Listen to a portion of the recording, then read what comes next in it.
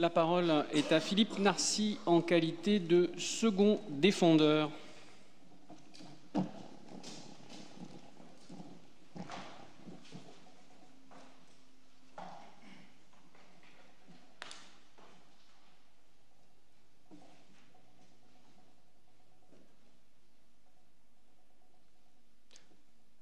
Dans le monde de l'infiniment petit, plusieurs états de fait, plusieurs réalités peuvent se superposer. Erwin Schrödinger propose pour l'expliquer une expérience de pensée, soit une boîte, opaque et close. À l'intérieur est placé un chat, ainsi qu'un dispositif létal s'activant automatiquement et aléatoirement. Tant que la boîte demeure fermée, le chat de Schrödinger se trouve dans deux états simultanés et incompatibles entre eux. Il est à la fois mort et vivant. Ce n'est que lorsque l'observateur ouvrira la boîte que cette superposition cessera et que l'état du chat se fixera, mort ou vivant. Monsieur le Président, Mesdames et Messieurs les membres du Conseil de l'Ordre, Madame, Messieurs les secrétaires, Mesdames et Messieurs, l'ignorance a ceci d'extraordinaire qu'elle nous place face à deux mondes. Derrière une porte close, la salle de bain est peut-être vide, mais surtout, sans doute occupée. Nous sommes au premier jour de l'automne, et les arbres qui s'effeuillent ne sont pas les seuls dont on admire la robe. C'est la semaine de la mode. Paris est en effervescence, elle résonne du cliquetis, des talons hauts, du tintement, des coupes à champagne, de l'entrechoquement des diamants. Car de diamants, une invitée en a chargé ses bagages. Célébrité américaine de télé-réalité, avocate en devenir, elle écume les défilés, le cou et les poignets lestés de joyaux. Mais ce soir, elle est épuisée. Et elle préfère se reposer dans la suite de son hôtel. Avertie de cette occasion inespérée, 5 hommes cagoulés, l'arme au poing, se font conduire par le réceptionniste jusqu'à ses appartements. 2 d'entre eux y pénètrent, ligotent l'occupante, s'emparent des bijoux et s'enfuient. Ce qu'ils ignorent, c'est que la styliste de celle qui aurait pu inspirer à Zola sa nana se trouvait également dans la suite et qu'elle s'était réfugiée dans la salle de bain. Les bandits ont été mis en accusation, notamment du chef de complicité d'enlèvement et de séquestration, avec cette circonstance que les faits ont été commis à l'égard de plusieurs personnes. 2 d'entre eux ont formé un pourvoi en cassation et vous posent la question suivante. La consommation de l'infraction de détention ou de séquestration arbitraire d'une personne déterminée requiert-elle la connaissance par l'auteur de sa présence sur place? Votre réponse, elle, ne souffrira aucune incertitude. Elle sera négative. Comme entre la styliste et la sortie, il existe entre le juge et le projet criminel un mur infranchissable. La victime, elle, ne peut pas sortir de la salle de bain, mais le juge pénal, lui, ne peut pas entrer dans la conscience des voleurs. Et c'est pour cela qu'il vous est indifférent que les voleurs aient eu conscience de la présence de cette seconde victime. Dans le fort intérieur de l'homme, dans l'intimité de sa conscience, son intention est infinie, elle est abstraite. Et c'est cette intention désincarnée que la loi pénale saisit. La loi pénale définit ce que l'on ne peut pas vouloir faire. C'est d'une part l'intention prohibée. Mais le juge pénal, lui, ne peut pas sonder les reins et les cœurs. Il est confiné à l'extérieur et n'a à sa disposition que des faits, un comportement et son résultat. En partant de ces faits, il lui appartient de dire si ce résultat était voulu, qu'il l'ait connu ou non. C'est d'autre part l'intention révélée. L'intention coupable, c'est celle de violer la loi pénale. Elle n'est pas une intention contingente qui dépendrait de la connaissance de tous les tenants et aboutissants de l'entreprise criminelle. Elle se caractérise en amont, car elle est une intention de principe. Et parce que nous sommes des êtres responsables, tenus de considérer les conséquences de nos actions, l'intention coupable porte sur tout ce qui pourra résulter de cette entreprise, serait-ce à l'insu de l'agent. C'est ensuite une intention responsable. Il n'y a point de crime ou de délit sans intention de le commettre.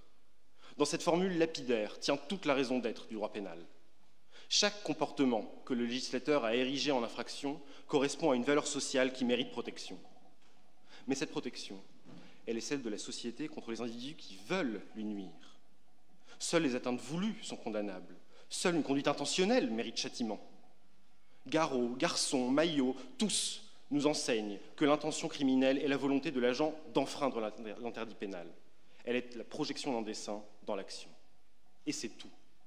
Et il est faux d'affirmer que cette intention serait tributaire d'une connaissance de la réalité concrète des choses.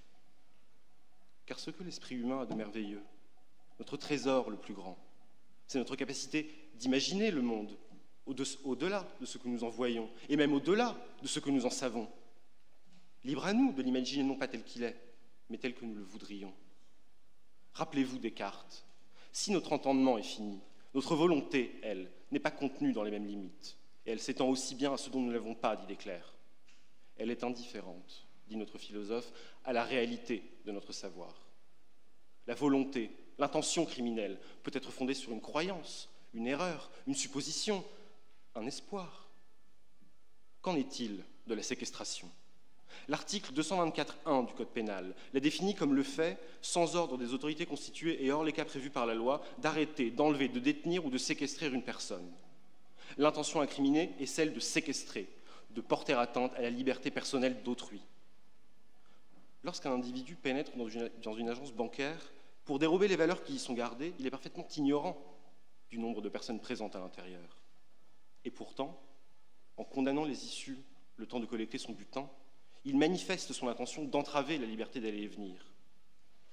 Que les personnes présentes soient une seule, 50, ou même que l'agence en réalité était vide. L'intention que condamne le Code pénal, c'est celle d'adopter un comportement portant atteinte à la liberté personnelle d'autrui. Et la connaissance de la présence sur place de la victime n'y change rien. Lorsqu'il adopte un tel comportement, l'individu en veut toutes les conséquences. C'est ensuite l'intention responsable. Le fait d'abattre 3 personnes par une même rafale caractérise une unique intention homicide, et donc un unique crime. Si les parures n'étaient comme celles de Maupassant que de vulgaires imitations, si les bijoux de notre Castafiore de la mode n'avaient été en réalité que de la pacotille, l'intention de les soustraire frauduleusement aurait-elle été moins caractérisée, au prétexte que nos 5 pivoleuses ignoraient que tout ce qui brille n'est pas d'or ? Voilà ce que la loi demande au juge pénal de réprimer. Un comportement adopté dans le but de séquestrer. Peu importe l'importance de cette atteinte, le nombre de victimes finalement privées de leur liberté personnelle, que l'auteur ait connu ou non leur présence. Ne perdez pas de vue que la pluralité de victimes est une circonstance aggravante de la séquestration. L'intention est celle de séquestrer, en soi. La circonstance que plusieurs personnes soient victimes ne joue qu'au stade ultérieur de la détermination de la peine encourue. À infraction unique, intention unique. Quelle que soit la gravité du résultat, quelle que soit son ampleur, l'auteur l'a voulu dans son principe, et donc dans toutes ses conséquences. Oui, car si notre volonté dépasse notre seul entendement, nous n'en demeurons pas moins des êtres rationnels. Nous savons que nos actes ont des conséquences. Lorsque l'homme décide d'agir, non seulement il accepte, mais il veut toutes les conséquences prévisibles de son comportement. Et vous le jugez avec fermeté. À l'homme qui soutenait ne pas avoir l'intention de tuer en lançant un véhicule sur un barrage de police, vous répondez que c'est en connaissance de cause qu'il a volontairement lancé le camion, sachant que ce poids lourd ne pourrait qu'atteindre mortellement celui ou ceux qui l'heurteraient. Qu'il heurterait. L'accusé savait que sa conduite était de nature à entraîner la mort. Son intention s'étend à cette hypothèse, qu'il a nécessairement contemplée et donc voulue. Lorsque les séquestrateurs se sont introduits dans la suite de l'hôtel, sans doute ne savaient-ils pas qu'une seconde personne était présente. Mais ils n'avaient pas plus la certitude que leur cible s'y soit trouvée seule. Peu importe. Ils ont adopté un comportement dont le but était la séquestration. Et toutes les personnes présentes en sont victimes. La loi pénale réprime donc l'intention de séquestrer, que la présence d'une victime soit connue ou non. Et le juge pénal, lorsqu'il recherche l'élément intentionnel de l'infraction dont il est saisi, n'a pas non plus à faire de détour par la connaissance. L'intention criminelle se révèle toujours en dehors de celle-ci, à partir des faits. C'est d'autre part l'intention révélée. Le juge pénal qualifie des faits. Il est indifférent à la connaissance. L'ignorance par l'auteur de ce que l'infraction était impossible n'empêche pas le juge de caractériser une intention. C'est d'abord une ignorance surabondante. A fortiori, lorsque l'auteur ignore que le résultat escompté s'est réalisé, le juge peut toujours caractériser cette même intention. C'est ensuite une connaissance inopérante. Dira-t-on que celui qui a porté des coups à un corps qu'il croyait encore en vie n'avait pas l'intention de tuer, que celui qui a glissé sa main dans une poche vide n'avait pas l'intention de voler, et que celui qui s'introduit dans un appartement vide équipé de liens, de cordes et de rubans adhésifs n'avait pas l'intention de séquestrer. Le projet criminel n'a aucun objet. Il n'y a pas de vie à éteindre, pas de propriété à détourner, pas de liberté personnelle à violer.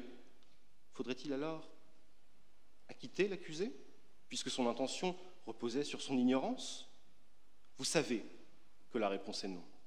Vous savez que selon l'article 121.5 du Code pénal, la tentative est constituée dès lors que, manifestée par un commencement d'exécution, elle n'a été suspendue ou n'a manqué son effet qu'en raison de circonstances indépendantes de la volonté de son auteur. Et vous savez que l'auteur de l'infraction tentée est regardé comme auteur de l'infraction consommée. Dans la tentative, le juge pénal est face à un homme qui ne savait pas. Et cette ignorance, cette absence de connaissance ne l'empêche pas de caractériser un élément intentionnel. Saisi de faits parcellaires, d'un simple commencement d'exécution, en dehors de toute atteinte aux valeurs que la loi pénale protège, le juge fait œuvre de fiction. Que serait-il advenu si le corps avait été en vie, si la poche avait été pleine, si l'appartement avait été occupé? En l'absence de cette circonstance indépendante de la volonté de l'agent, l'infraction aurait-elle été consommée? Si oui, il punira cette intention, dont le point de départ est pourtant l'ignorance. Pensez à Don Quichotte, voulant tuer des géants qui ne sont que des moulins. L'intention criminelle peut être caractérisée alors même qu'une circonstance ignorée fait disparaître l'élément matériel. De façon symétrique, l'intention peut toujours être caractérisée lorsqu'une circonstance ignorée fait apparaître cet élément matériel. Même si l'auteur des faits l'ignore, son intention s'est réalisée. C'est d'autre part une connaissance inopérante. Car le juge pénal n'est pas un censeur de l'esprit, il ne connaît que des faits. De tous les faits, certes, mais rien que des faits. Le juge pénal n'a pas de prise sur l'intention originaire, primitive. Le juge pénal n'est jamais saisi que de l'élément matériel de l'infraction, dans lequel il doit déceler un élément intentionnel. Qualifier une infraction, c'est dire qu'un fait ne peut être autre chose qu'intentionnel. C'est dire qu'un fait ne serait pas survenu s'il n'avait pas été voulu. Et dans cette opération de déduction à laquelle se livre le juge, la connaissance du résultat par l'auteur est indifférente. Tel résultat ne se serait pas réalisé de manière fortuite, et donc il a nécessairement été recherché. En quoi la connaissance de ce résultat par l'auteur change-t-elle cette appréciation? Nul n'est censé ignorer la loi, et vous retenez dès lors que la seule constatation de la violation d'une prescription légale ou réglementaire implique, de la part de son auteur, l'intention coupable exigée. En matière de presse, les imputations diffamatoires sont réputées faites avec l'intention de nuire. En matière de fraude fiscale, l'élément intentionnel résulte nécessairement de la tenue d'une comptabilité occulte. L'élément intentionnel de la présentation de comptes annuels inexacts se déduira du nombre et de la gravité des inexactitudes comptables. Vous l'avez compris, le juge déduit d'un fait un élément intentionnel, et il ne va pas plus loin. Nous avons tous encore à l'esprit la fuite des assaillants de Charlie Hebdo en Seine-et-Marne. Acculés, les deux frères, lourdement armés, font irruption dans une imprimerie et y séquestrent le gérant. Mais ce qu'ils ignoraient, c'est qu'était également présent sur place un second salarié, qui était parvenu à se cacher sous l'évier. Peut-on réellement soutenir, malgré leur comportement, que leur ignorance de la présence de cette seconde victime fait obstacle à la caractérisation de la séquestration? L'élément intentionnel, c'est un résultat que le juge rattache à un comportement volontaire. La connaissance de ce résultat n'y a rien à voir. Argan est convaincu d'être malade. Il multiplie les saignées, les purges, les remèdes, les onguents. Mais rien n'y fait, il est toujours malade. Les afflictions demeurent, elles refluent, elles se répandent, elles s'installent inexorablement. Mais tous ces maux n'existent pas, car Argan est un malade imaginaire. Monsieur le Président, Mesdames et Messieurs les membres du Conseil de l'Ordre, Madame, Messieurs les secrétaires, Mesdames et Messieurs, oserez-vous dire à la styliste qu'elle n'était qu'une victime imaginaire? Affirmerez-vous que la séquestration n'a jamais existé, qu'elle n'était qu'une croyance infondée, qu'une vue de son esprit?